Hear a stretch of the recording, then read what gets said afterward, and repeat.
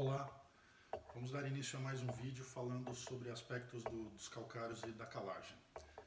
No vídeo de hoje vamos entrar propriamente no trabalho que avaliou diferentes tamanhos de partículas de calcários sedimentares e metamórficos sob condições controladas, ou seja, em laboratório.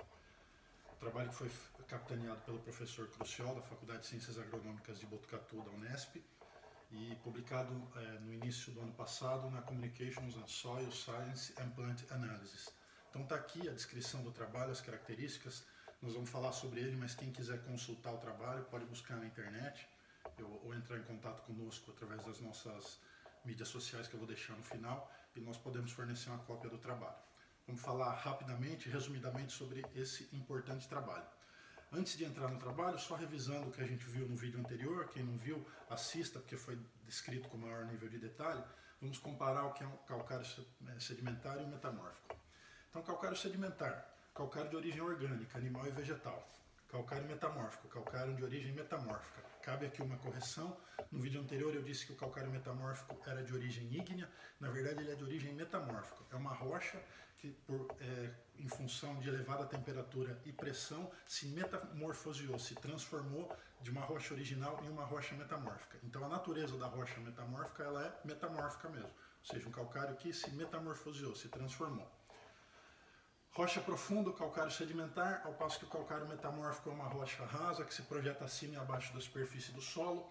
No calcário sedimentar, na rocha sedimentar, eu vou ter a grande quantidade de material inerte para produzir o calcário, em média aí, 3 metros de terra, 15 metros de pedra sem função de correção da acidez, para 3 metros de calcário. Então estou falando de 6 partes de inerte que eu tenho que retirar para uma parte aproveitada de calcário. No calcário metamórfico, ao contrário, eu tenho 0 inerte e aproveito tudo. No calcário sedimentar, uma pequena camada de calcário a ser extraída. No calcário metamórfico, todo um paredão, toda a camada de rocha é extraída. Com isso, no calcário sedimentar vai apresentar um alto custo de mineração, que é o maior custo do calcário. Consequentemente, eu vou ter um calcário com um custo final maior. Ao passo que o calcário metamórfico, um custo de mineração muito menor, um custo final do material menor. Calcário sedimentar, muito importante essa característica, é uma rocha com umidade natural, permite uma moagem menos fina, é uma rocha porosa, apresenta uma porosidade natural. Diferente da rocha metamórfica, que é uma rocha extremamente seca, resulta numa moagem muito mais fina e é uma rocha cristalina, uma rocha dura, é uma rocha que passou por uma situação de alta temperatura e pressão para ser transformada. Com tudo isso que a gente falou do calcário sedimentar, a rocha sedimentar proporciona um calcário com PRNT mais equilibrado, com maior poder residual e com isso uma menor deriva na aplicação. Calcário metamórfico, uma reatividade muito alta, ou seja, uma moagem muito fina, com PRNT maior, com isso eu vou ter baixo poder residual e grande deriva na aplicação, necessitando compensar a dose em pelo menos 20% para compensar essa perda na deriva, situação que não é comum no calcário sedimentar. Vejam o nosso vídeo anterior, que nós detalhamos isso melhor. Assistam nossos outros vídeos no Facebook, no Instagram, em que a gente fala mais sobre poder residual, PRNT, deriva, etc. e tal. Com relação ao trabalho em si, vamos lá. Quais são os materiais usados? Quais os tipos de calcário? Foram usados 4 tipos de calcário sedimentar, na verdade um tipo de calcário sedimentar só, e o que eles alteraram em laboratório? Peneiraram ele, alteraram a reatividade. Então deixaram o mesmo material, só que deixaram ele bem fininho no começo, calcário sedimentar 1S1, bem fininho, depois foram engrossando ele, então alteraram só a reatividade. O poder de neutralização é o mesmo, porque é o mesmo material. Então ele só foi peneirado em diferentes frações granulométricas para apresentar diferentes PRNTs. Então é o mesmo material, o primeiro apresentando 83,5% de PRNT, 77% o segundo, 60% de PRNT o terceiro e 47% de PRNT o quarto material. Repetindo, o mesmo calcário com reatividade diferente, peneiramento diferente, resultando em 4 PRNTs diferentes. Veja que esse aqui é quase o dobro desse aqui. E foram usados 2 calcários metamórficos diferentes, um com alta reatividade, um com PRNT 94.6 e outro 88.3. Então só trazendo aquele quadro, aquela tabela que está presente no trabalho aqui para a gente entender melhor, Então, quais são os materiais usados? Sedimentar 1, sedimentar 2, 3 e 4, PRNT 83,5, 77, 60 e 47 nesse último aqui. E dois metamórficos, 94,6 de PRNT, 88,3. Lembrando que esses quatro aqui se tratam do mesmo material, só com peneiramento diferente. Com relação aos solos, usados um solo argiloso e um solo arenoso, PRNT dos dois solos 3,8, saturação de bases no argiloso 3, no arenoso 1. Então solos bem ácidos, bem pobres, baixa saturação de base, justamente para reagirem, para mostrar o efeito da reação do calcário. Com relação às doses, vamos prestar bem atenção que isso é importante. Então, foi calculada a dose, levando em consideração o PRNT do calcário para aquele solo. Então, sedimentar 1 deu 9,5, sedimentar 2, lembra que aqui vai baixando o PRNT, vai aumentando a dose. Sedimentar 2, 10,4, sedimentar 3, 13,7 toneladas por hectare, sedimentar 4, 18 toneladas por hectare. E os metamórficos, o M1, 8,4 toneladas por hectare, M2, 9. O que os pesquisadores fizeram? Para os calcários metamórficos, eles utilizaram a dose que foi calculada ali, com base na análise de solo e o PRNT do calcário. E para os calcários sedimentares?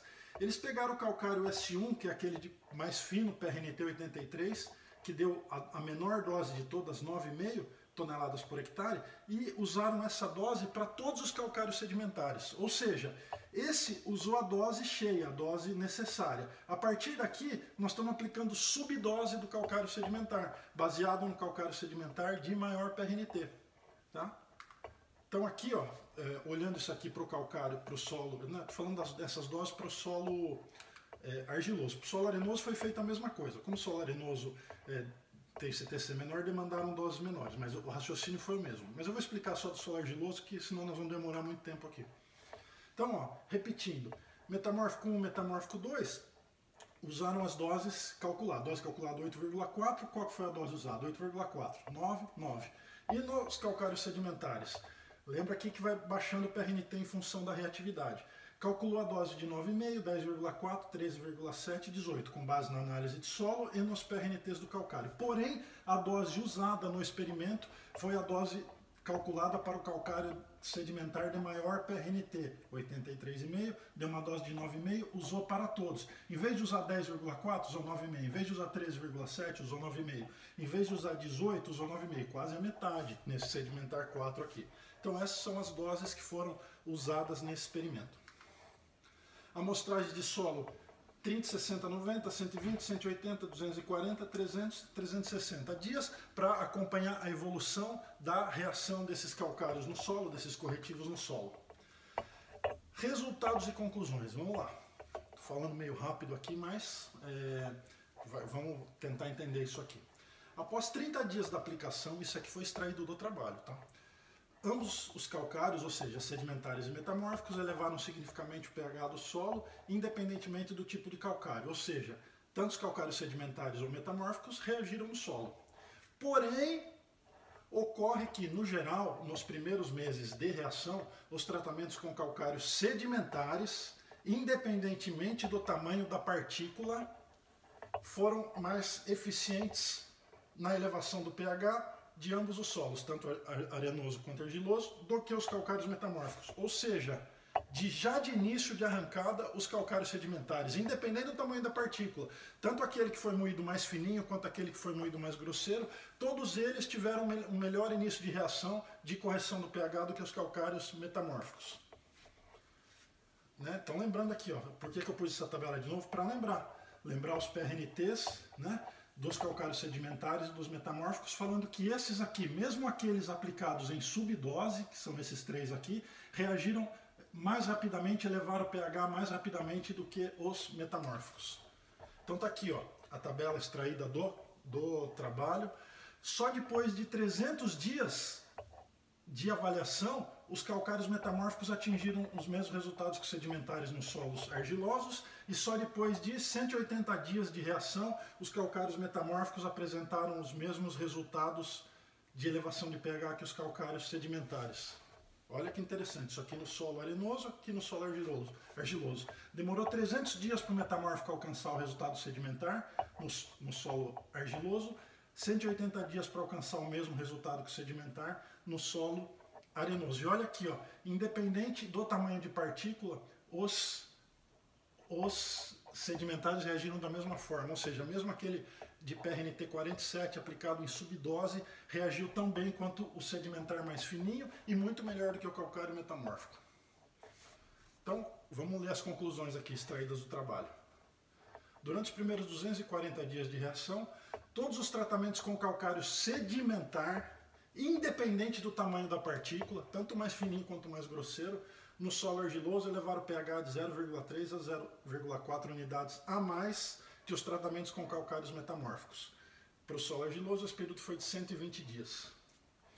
Além disso, as capacidades de neutralização de acidez foram similares entre os tratamentos com calcário sedimentar com diferentes tamanhos de partículas, mostrando que o tamanho da partícula não importa, mas sim a fonte do calcário. Ou seja, todos os sedimentares reagiram melhor que o metamórfico, tanto mais fininho quanto mais grosseiro. Aquilo que a gente já frisou, né? Aqui eu cometi um erro. No solo argiloso levaram 0,3 a mais que todos os tratamentos. Para o solo arenoso esse período foi de 120 dias, 240 dias aqui. Para o solo argiloso, para o solo arenoso demorou 120 dias.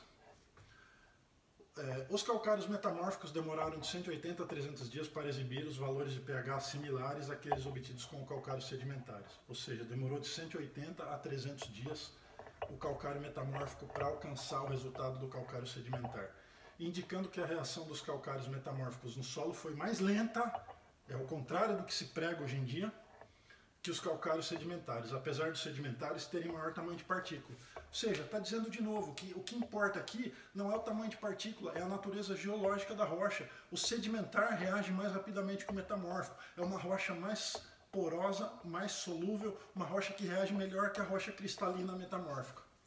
No solo arenoso, somente após 180 dias de reação, os calcários metamórficos apresentaram resultados similares na elevação de pH aos calcários sedimentares, e no argiloso somente após 300 dias de reação. Então, independendo da textura do solo, seja argiloso ou arenoso, os calcários sedimentares deram um arranque na reação, na reatividade do material, corrigindo melhor o pH.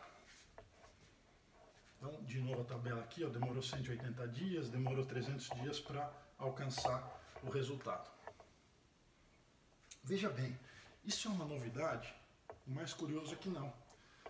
Resultados, o próprio trabalho cita, na revisão bibliográfica dele, esse trabalho que nós estamos falando, ele cita um trabalho de Kurihau et al. De 1999, ou seja, trabalho de mais de 20 anos, que observou que os calcários metamórficos com partículas finas demoraram 250 dias para alcançar os níveis de correção de pH do solo alcançados por calcários sedimentares com partículas grossas, mas os maiores aumentos iniciais do pH do solo ocorreram com os calcários sedimentares, ou seja, outros pesquisadores já tinham observado essa característica do calcário sedimentar de reagir, de solubilizar mais rapidamente do que o calcário metamórfico, independente do tamanho da partícula, independente da reatividade do material. O que conta então? O que conta é a natureza geológica, é o calcário ser sedimentar ou ser metamórfico, sendo que os sedimentares reagem mais rapidamente que os metamórficos. Vimos o resultado com relação ao pH e com relação ao cálcio. Em ambos os solos, as concentrações de cálcio trocável aumentaram, ou seja, todos os calcários elevaram o nível de cálcio do solo, tanto metamórficos quanto sedimentares. As maiores concentrações de cálcio no solo vieram da adição dos calcários sedimentares S2, S3 e S4. Os sedimentares forneceram maior, e também do metamórfico M1, que é o calcário, por sinal, que tinha o maior nível de cálcio de todos os materiais avaliados. Os sedimentares variavam em torno de 27% a 28% e esse metamórfico 38%. Onde foi obtida as menores concentrações de cálcio? No sedimentar 1, que tinha o menor nível, 23,6, e no metamórfico 2, que tinha 29,4. Na verdade, uma concentração de 29,4 muito similar aos calcários sedimentares. Mas os sedimentares S2, S3 e S4, juntamente com o metamórfico M1, que é o que tinha mais cálcio no solo, foram os que elevaram o nível de cálcio. Então, apesar de S2, S3, S4 e M2 terem concentrações de cálcio semelhantes, o calcário metamórfico M2 resultou em menores elevações de cálcio no solo, indicando que o cálcio foi liberado mais rapidamente nos calcários sedimentares, né? Quando você compara o calcário M2, que tinha uma concentração de cálcio muito parecida com os sedimentares disponibilizaram muito mais cálcio no solo. Com relação ao magnésio, mesma coisa, todos os calcários elevaram o nível de magnésio e os maiores aumentos foram do S1, 15,2%, e metamórfico 2, 22,7%. São os calcários com os maiores níveis de magnésio. Esses resultados, analisando os resultados de cálcio e magnésio, indicam que a liberação de cálcio e magnésio dos calcários foi afetada pela concentração desses nutrientes no próprio calcário. Então, quanto maior a concentração no calcário, maior tende a ser o fornecimento desse elemento para o solo, isso é óbvio, né? Bem como pela origem do material, sendo a rocha sedimentar a que liberou esses nutrientes mais rapidamente. Então, o que influencia a liberação de cálcio e magnésio? A concentração de cálcio e magnésio do material, do corretivo, bem como a origem da rocha. O sedimentar liberou o cálcio e magnésio mais rápido que o metamórfico. Resultados agora com relação à saturação de bases. Todos os calcários elevaram V%, porém nos primeiros meses de reação, calcários sedimentares S2, S3, S4, ou seja, os sedimentares mais grosseiros, em subdose, apresentaram maiores elevações de V% que os calcários metamórficos, e até do que o próprio calcário S1, que é o sedimentar mais fino. Entrando a tabela, que não entrou, agora entrou. Então, ó, no solo argiloso, os metamórficos demoraram 240 dias para atingir os mesmos resultados que os sedimentares apresentaram, e no solo arenoso, o metamórfico demorou 180 dias para alcançar os resultados do calcário sedimentar. Então aqui, somente após 180 a 240 dias de reação dos calcários, os metamórficos alcançaram os mesmos resultados de elevação que os sedimentares. Começou aqui, né, gente? Isso. Com relação aos calcários sedimentares, os materiais S2, então SPEC que deu PRNT de 77, S3 60 e S4 47, foram aplicados na mesma dose que S1, que já tinha um PRNT em torno de 84%, e por isso era esperado que seus efeitos fossem significativamente mais lentos que os calcários S1, M1 e M2, situação que não ocorreu. Ou seja, quem reagiu melhor, quem elevou melhor a V% de saturação de base? Os sedimentares S2, S3 e S4, que foram aplicados em subdoses, PRNT 77, 60 e 47, melhores até que com o sedimentar 1, que tinha PRNT em torno de 84%, e melhor do que os metamórficos. Mesmo somente após 30 dias de reação, calcários sedimentares que foram mais grosseiramente moídos tiveram efeitos similares ou maiores que os metamórficos na elevação do pH, V% e níveis de cálcio e magnésio trocável no solo. Então, resume tudo aqui. Desde o início, os sedimentares já de arranque forneceram mais cálcio, mais magnésio, elevaram o V% e elevaram o pH mais rapidamente do que os calcários metamórficos, né? Importante, ó, isso indica que os padrões atuais de recomendação de calagem podem estar subestimando a reatividade dos calcários sedimentares. É nítido isso aí. A forma como está sendo calculado a reatividade, o PRNT e o cálculo da necessidade de calagem em função de tudo isso, está subestimando a reação dos calcários sedimentares no solo. Então aqui, com relação à saturação de bases, demorou 240 dias, demorou 180 dias para os metamórficos alcançarem os resultados dos sedimentares, né? Então, ó, novamente os autores do trabalho citam que outros experimentos anteriores, Gallo 1954, Gallo e Catani 54, o Kunihara, que nós já citamos, de 99, sugerem que as partículas mais grossas de calcário sedimentar têm maior reatividade do que a considerada atualmente, indicando que as recomendações de calagem deveriam ser revisadas. Então isso aí, ó, desde 1950 já existe essa perspectiva, essa ideia aí, que agora está sendo ressuscitada e quem sabe possa indicar numa nova recomendação de calagem, levando em conta a natureza geológica do material.